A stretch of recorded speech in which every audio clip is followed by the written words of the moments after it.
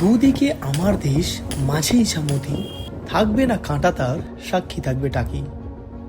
শহরের কোলাহল থেকে মাত্র 2 ঘন্টা দূরত্বে লুকিয়ে আছে এক শান্ত, ধীর আর অপূর্ব সুন্দর শহর টাকি।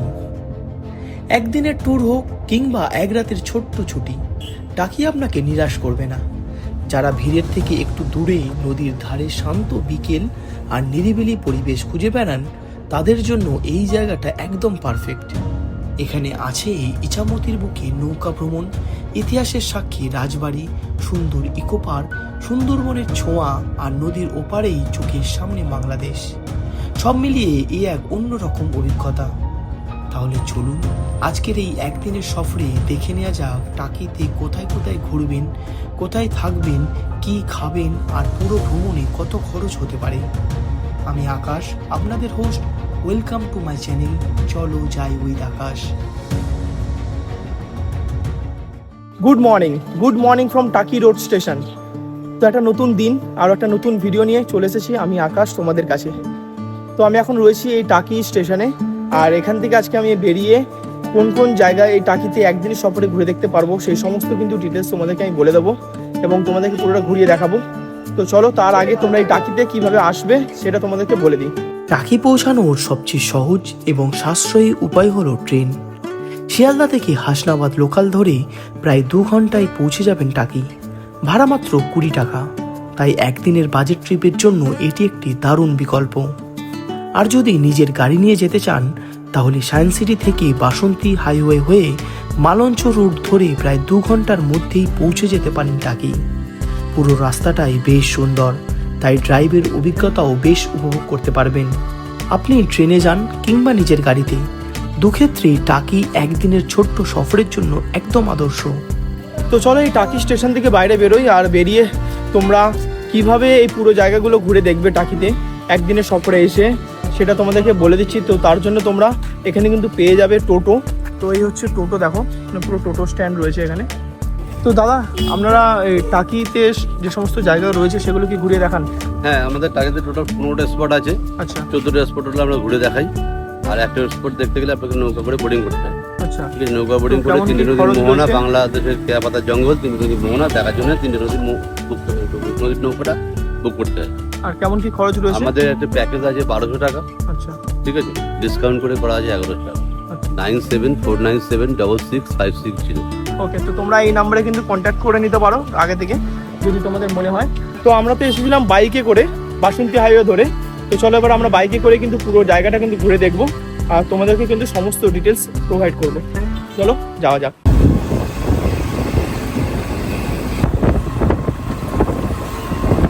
তো বন্ধুরা, আমি এখন চলে এসেছি টাকি রাজবাড়ি ঘাটে।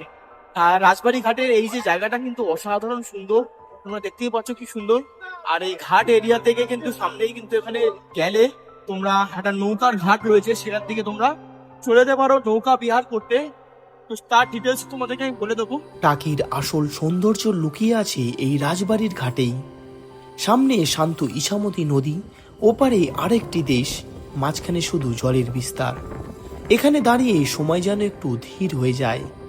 নদীর হাওয়া, নৌকার শব্দ আর 2 বাংলাকে একসঙ্গে দেখার অনুভূতি টাকির এই মুহূর্তটাকেই করে তোলে সবচেয়ে বিশেষ।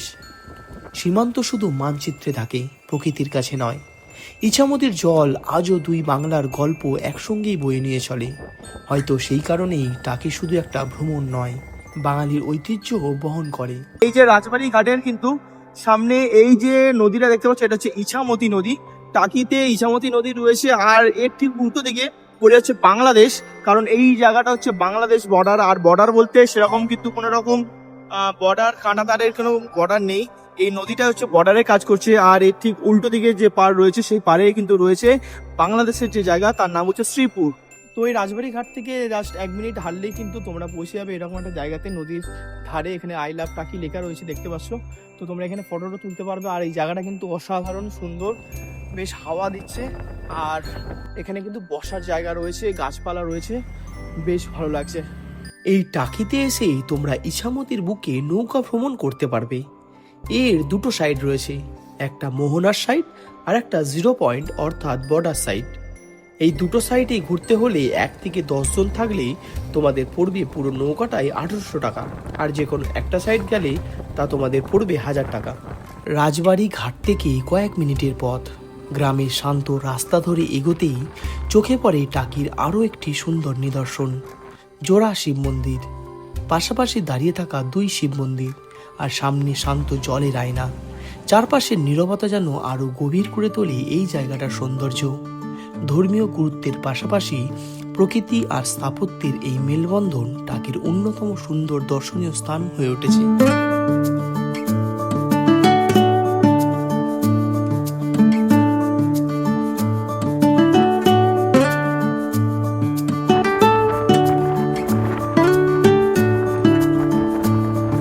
তো বন্ধুরা, আমি এখন ঘুরতে ঘুরতে চলে এলাম গোলপাতার জঙ্গল, যেটাকে বলা হয় মিনি সুন্দরবন।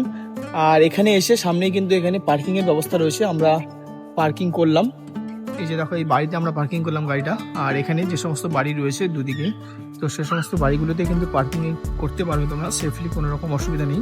তো বন্ধুরা, আমরা এই গোলপাতার জঙ্গলে যাচ্ছি, আর তার জন্য কিন্তু এখানে একটা চেকপোস্ট রয়েছে, সেখানে আমাদেরকে আধার কার্ড জমা দিতে হলো। আধার কার্ড জমাই রাখবে কিন্তু, আর তোমাদেরকে তার বদলে একটা নাম্বার বলে দেবে। আমাদের নাম্বার পড়েছে টোকেন নাম্বার 25। তো যখন ফিরবো তখন কিন্তু ওই টোকেন নাম্বার বলে আবার আমরা আধার কার্ডটা রিটার্ন নেব। তো চলো, আমরা এখন হেঁটে হেঁটে যাচ্ছি। আর এখান থেকে মোটামুটি 5 থেকে 10 মিনিটের মতো হাঁটতে হবে, হাঁটলেই আমরা পৌঁছে যাবো এই গোলপাতার জঙ্গলে, যেটাকে বলা হয় মিনি সুন্দরবন। বন্ধুরা, আমরা জাস্ট 10 মিনিটের মতো হাঁটলাম, আর তারপরে কিন্তু পৌঁছে গেলাম এই গোলপাতার জঙ্গলে, যেটাকে মিনি সুন্দরবন বলে। আর এখানে তোমাদেরকে বলে রাখি 10 টাকার কিন্তু এন্ট্রি ফি রয়েছে। এই যে টিকিট কাউন্টার, এই টিকিট কাউন্টার থেকে তোমরা 10 টাকা থেকে টিকিট কেটে তোমরা ভেতরে ঢুকতে পারবে। তো চলো, এখান থেকে কিন্তু শুরু হচ্ছে গোলপাতার জঙ্গল।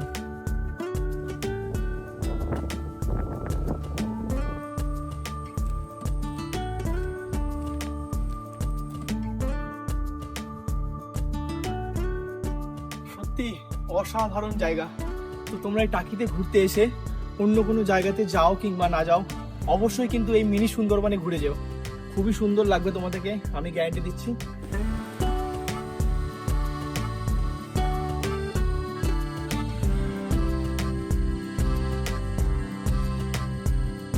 আর এই জঙ্গলে শুধুমাত্রই কিন্তু যে গোলপাতা রয়েছে তা নয়, সঙ্গে কিন্তু আরও ম্যানগ্রোভ অরণ্য যে সমস্ত রয়েছে, সুন্দরী, গোরান, গেও, তাদেরও জঙ্গল রয়েছে। এইটা বেশ ভালো লাগছে।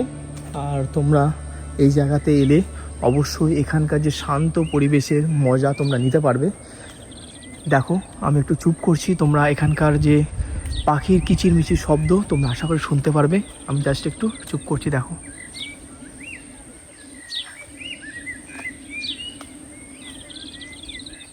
কিছুটা এই রাস্তাতে হেঁটে এলেই এরকম একটা জায়গা রয়েছে। এখান থেকে এবার 2টো রাস্তা চলে যাচ্ছে, একটা যাচ্ছে টাওয়ার সাইডের দিকে, আর এইদিকে যাচ্ছে হচ্ছে রিভার সাইড। তো চলো টাওয়ার সাইডটা আগে ঘুরে আসি, তারপর আমরা রিভার সাইডে যাব। তো কিছুটা এসে এরকম একটা ওয়াচ টাওয়ার রয়েছে, এই ওয়াচ টাওয়ারের উপরে উঠি চলো, আর দেখি ওখান থেকে কি ভিউ আসছে। আর সামনে এখানে একটা দোকান রয়েছে, তোমরা এখান থেকে স্ন্যাক্স কিছু আইটেম খেতে পারো। ওয়াচ টাওয়ারে আমি উঠে চলে এসেছি, আর এটার হাইট প্রায় 3 তলা ছাদের ওপরে যে হাইটটা হয় সেরকমই হাইট রয়েছে। ভিউ বলতে সেরকম কিছুই আসছে না, সামনে কিছুটা নদী দেখা যাচ্ছে, এই দিকটা নদীটা পড়ছে, আর এখানে পুরো জঙ্গল ভরে রয়েছে, ম্যানগ্রোভ অরণ্যের জঙ্গল। আমরা টাওয়ার সাইড দিয়ে ঘুরে চলে এলাম, এবার আমরা যাব এই রিভার সাইডে। তো চলো, সামনেই কিন্তু রয়েছে নদীটা, দেখা যাচ্ছে এখান থেকে।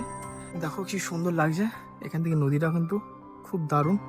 আর এখানে আরও একটা বেশ জিনিস রয়েছে, যেটা হচ্ছে এখানে দাদা বিক্রি করে সুরসুরি আইসক্রিম। আমি আগেরবারও এসেছিলাম, খেয়েছিলাম, আর এখন আবার নতুন করে হয়তো লেবুর জল অ্যাড করেছেন। আর সঙ্গে কিন্তু তোমরা এই বাইনাকুলারে তোমরা ওপারটা দেখতে পারবে, এটা হচ্ছে ফ্রি রয়েছে বাইনাকুলার। তোমরা যদি লেবুর জল খাও বা সুরসুরি আইসক্রিম খাও, তাহলে তোমরা বাইনাকুলারে এই ওপারটা তোমরা দেখতে পারবে।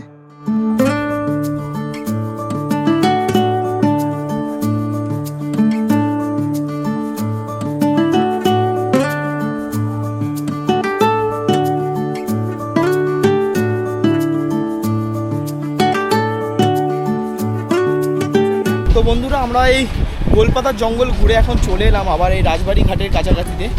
আর এখানেই রয়েছে, তোমাদেরকে দেখাচ্ছি, দেখো, নৃপেন্দ্র অতিথিশালা। এটা একটা গভর্নমেন্ট প্রপার্টি, এখানে তোমরা থাকতেও পারবে। এই ডিটেলস তোমাদেরকে আমি দিয়ে দেবো।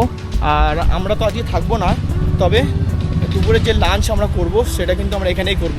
তো চলো এখানে যাই, আর কি খাওয়া দাওয়ার ব্যবস্থা আছে সেটা তোমাদেরকে দেখাচ্ছি। তো আমি এই টাকির পৌরসভা গেস্ট হাউস, যেটা হচ্ছে নৃপেন্দ্র অতিথিশালা, সেখান থেকে খেয়ে বেরোলাম। এখানকার খাওয়া দাওয়ার তোমাদেরকে বলে রাখি, বেশ ঘরোয়া খাওয়া দাওয়ার, খেলে আশা করি কোনো রকম সমস্যা হবে না, বেশ ভালো। আর 160 টাকাতে আমি কাতলা মাছের ঝোল সহ ভাত, ডাল, সবজি, বেগুন ভাজা আর শেষ পাতে চাটনি, এগুলো দিয়ে খেলাম।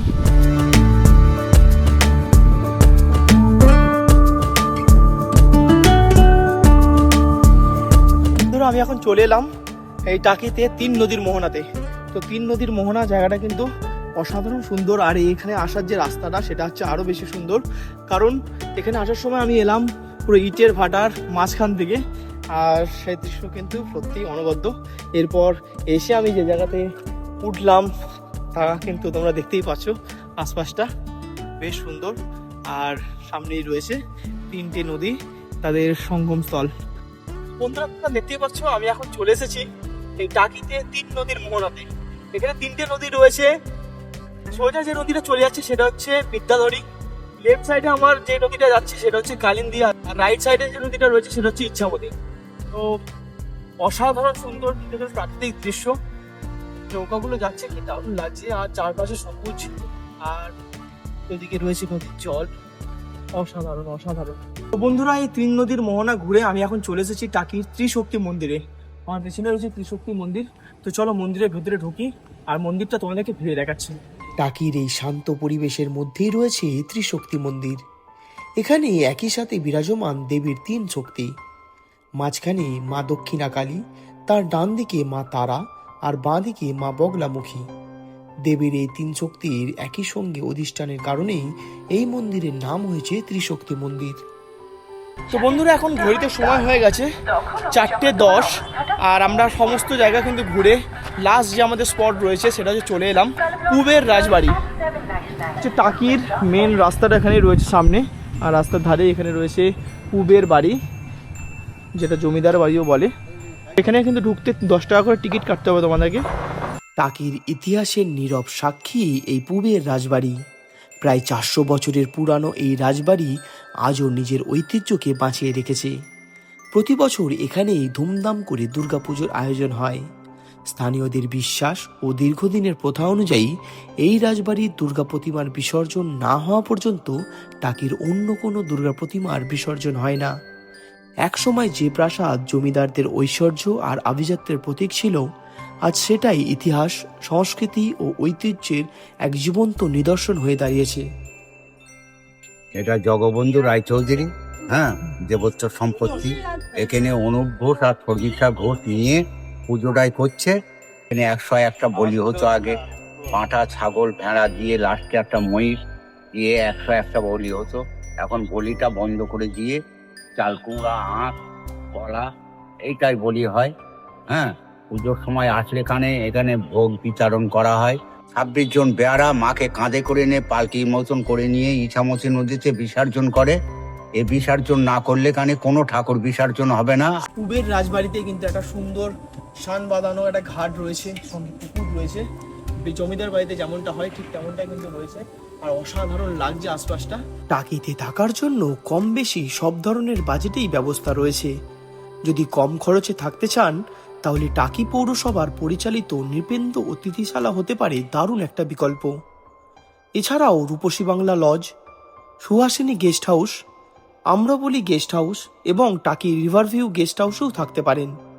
সবচেয়ে ভালো বিষয় হলো এই থাকার জায়গাগুলোর বেশিরভাগই ইছামতি নদীর একেবারে ধারে অবস্থিত, তাই সকাল কিংবা সন্ধ্যায় ঘর থেকেই উপভোগ করতে পারবেন নদীর মনোরম দৃশ্য। এই ছিল আজকের এই টাকি ভ্রমণের গল্প। তো তোমরা একদিনের সফরে টাকিতে এসে যে সমস্ত জায়গায় ঘুরতে পারবে সেই সমস্ত জায়গাগুলো কিন্তু আমি তুলে ধরলাম তোমাদের কাছে। তো এই ভিডিওটা তোমাদের কেমন লেগেছে তোমরা অবশ্যই কমেন্ট করে জানাও। যদি ভিডিওটা ভালো লেগে থাকে অবশ্যই ভিডিওতে একটা লাইক করে দিও, আর এই চ্যানেলে প্রথমবার হলে চ্যানেলটাকে সাবস্ক্রাইব করে বেল আইকন ক্লিক করো। তো চলো দেখা হচ্ছে পরবর্তী কোনো ট্রাভেল ব্লগের ভিডিওতে।